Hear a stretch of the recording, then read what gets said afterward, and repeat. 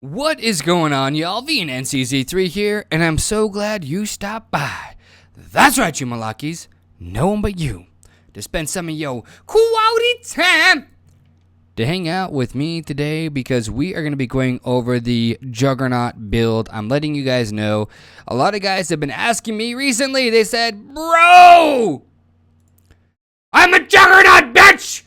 And I was just like, what does that mean? And they're like, we want to know the build. Well, let's go ahead and do this, right? Let's go ahead and start in reverse, right? We'll get to the buildings at the very end, all right? But what we're going to do is we're going to get into the talents and all that stuff and the whole theory behind it, all right? So let's get into the talents first. I do not have a talent reset, but oh, damn it. Let's just go like this, right? We'll buy a talent reset right now. Sure, why not? I don't mind. I know it's kind of ill-prepared, but we'll be all right. So we're going to go like this. Boom, buy it, use it. And so we're going to go like this, right? We'll put 5 in here. We'll max this out, right? Squad offense, max out. 3 points to unlock the bottom one. 3 more points to lock down the bottom one. 3 more points. Max out squad defense. Anything with army in it, you should always max out if you're on the offense or defense, actually. There needs to be an option for a 5-pointer right here. But what we're doing right now is we're getting a build. And, yeah, we're sticking to it. We are not going to get troop training, okay? This is not a build to train troops in, but you should be building troops in this build, right? I know it sounds counterproductive, but those other points, they could be used for other things, guys. I'm telling you right now, they could be used for many, many, many other things, right? I am not level 60 on this account, but it goes to show that you don't need to be level 60 to actually make the build happen. So max these out. Max this out. You have 79 points left. You would normally have way more as a level 60. I believe you'd have at least 18 more points. So you need to kind of figure out here, what is your main type of troop you're going to be using, right? And what I mean by main type of troop is a lot of guys go ranged cavalry. They're heavy ranged, heavy cavalry as their main type of troop, right?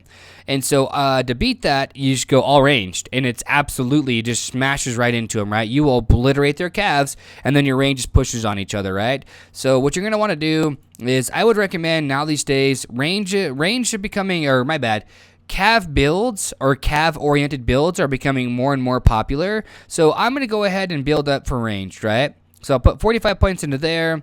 And then the remainder of my points will either go into infantry offense or cavalry offense. Now, on the up chance that you're level 60, you should be able to max out the other one, okay? You should be able to max out one of these two. And let's just say you're one of those guys that goes cavalry ranged, okay? You max out that. Let's just say hypothetically it's 50 points. And all your leftover points are going to go into this army, this infantry offense 3, right? If you use any infantry, okay? But if you're a two-type troop person, that's just fine as well. So now that we have our build, let's go ahead and go into the theory of the Juggernaut build. So the Juggernaut is an unstoppable build. And what does that actually mean, right? You're like, well, isn't it just a bunch of infirmaries? I'm like, you got me all wrong, fam, okay? Yes, it involves a lot of infirmaries, but it also involves a lot of researches as well. So obviously your military tree should be as maxed as possible. Mine's going on to 9s, right? And then what a lot of guys do is they go straight to their economy tab and pump the brakes, fam. Pump the brakes, okay? Defense is useless. Monster hunting is not going to help you in this build whatsoever. Neither is the upgraded defense. The army leadership might, but the upgraded military is where you want to be, okay? With this research, you really, truly want to max out field triage as much as possible because that 80% healing rate is significantly lowers down the gem cost and or speed up cost of healing those troops back, all right? So field triage is a must for this build to actually be efficient, okay? The Barris expansion, not really. Innate talent, not really. Training speed, yeah, kind of, sort of, because it's going to give you 24% because you don't have any talents in the troop training. So field triage and training speed 2. Outside of that, quick swap is something you could do to kind of try to sneak by, but it's not really needed, okay? But that's what I'm trying to say, fam. Training speed 2 and field triage are the two ones in the upgraded military that need to be level 10. Inside the army leadership, you can get some of these other ones like the wedges down here, right? You can get the wedges down here, but it's not exactly needed, to be honest with you, fam, right? It's just not needed. But let's go ahead and move on to the buildings now, right? the buildings, a lot of guys are kind of controversial over this. They say, well, it's just 640,000 troops, right? Because, you know, you can't have all infirmaries. You got to have at least one barracks because you need a barracks to build an infirmary. So the max capacity you can have without research is 640,000, okay? And that's kind of true, but it's kind of not, okay? In my version of the Juggernaut, I have 2 barracks, okay? The reason being is because that's 20% defense. And you don't have to build that way. You can build all infirmaries if you want to. But here's the part a lot of guys don't really get, okay? You'll have all of your troops out. Just listen to me, right? You'll have all of 640,000 troops available to be attacked at any point, right? So if somebody wants to come by and hit you, they got to smack into 640,000 troops, and yours are only going to get wounded. Theirs will die all the time. If you get rallied, bro, you're not losing any troops, okay? You might lose some time and some resources, but that's okay, okay? This is an advanced build for those players who actually can afford to heal their troops up whenever they need to, all right? What you're going to also want to do is you're going to want to have 210,000 spaces, 210,000 extra troops. So we're at 850,000 troops so far. You're going to shelter 210, right? And then you're going to fake rally another 250. So what are we at? We're at 850,000. Now we are at 1.1 million troops. You can successfully hide, 460,000 troops. But you're going to have readily available at any time at your base 640,000 troops that are not protected, okay? Or I shouldn't say protected. They'll be covered by infirmaries, okay? The reason why you're going to have the leftover troops is because when you need to be making attacks and stuff too, right? Because the Juggernaut doesn't just sit idle, does he? No! He doesn't just sit idle, fam. He doesn't sit idle, okay? And I highly recommend, if you're building the Juggernaut build, okay, if you're doing this, that you absolutely have mixed troops. You shouldn't do 2 troop types. You should have a third infantry, a third range, and a third in cavalry. You really should, because in the off chance that somebody with really, really good gear, gold jewels and everything, comes by and just starts pummeling your base, you don't want them to counter your troops so rapidly, okay? And so that's why I recommend having 3 troop types. And so what I recommend for gear, on the other hand, this is not a free-to-play friendly build, okay? For gear, I recommend having the Helldrider Burning Scrolls, okay? At a blue grade, these will give 12.75% army attack and army HP. That is significantly better and cheaper than even getting a purple worm seal. It's better than this. It's better than also getting a purple Terravile and a purple Fear Drum, okay? It's better across the board. You get more attack and more HP for all of your troops, all right, fam? And so I recommend getting the Helldrider Burning Scrolls. As far as a weapon goes, I also kind of recommend getting the Skull Crusher if you can afford it, okay? It's 9 ultra rares, but if you cannot afford it, you may want to look into a Green Champion's Edge maybe, or look into a blue/purple Frostring Greatsword, all right? Those are your options for your main hand. As far as your offhand goes, winter mitts are amazing. They're still like an all-time great. You know, they're probably the best bang for your buck for offhand weapons, right? At a blue grade, they're amazing. For a helmet, let me think about that for a second. As far as your helmets go, you might want to buy a Saberfang helmet, right? You might want to try to get a blue Saberfang helmet because it's going to have travel speed, army HP, infantry attack, and cavalry attack, right?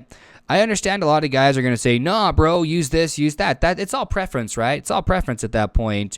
And as far as any of the other pieces go, like your chest piece, you might want to try to use the hardened carapace because it's not bad at a blue grade. And by the way, right, whenever I look at getting relics, I always look at how good the blue grade version is, because to get past a blue grade with anything, it's way more expensive than you want to spend, bros. It is absolutely way more expensive than you want to spend. So, yeah, let's go ahead and go into the building makeups, right? So, the reason why I use 2 barracks is because it's 20% defense. Not only that, but when you train your troops, fitting more troops in a 1 hour period saves you gems over time. On my main account, I show you guys all the time that if I train 5,000 troops, let's say it costs me 1,500 gems just to gem them out straight up, just like that, right? But if I train 10,000 troops or even 11,000 troops, which is my max is 11,000, the 11,000 troops costs less than 5,000 troops put together, right? And so why is that, right? People are like, it's still the same amount of time. It's this and that, right? No. It's because I can fit more troops inside a 1 hour period, and that's how they calculate their times, right? It's all in a 1 hour period, okay? And so things that you want to be doing is you always want to have kind of an anti-scout up. It's kind of you don't have to have an anti-scout up. You don't have to. It's okay if people scout you and see that you have 640,000 readily available troops. That's fine. Right?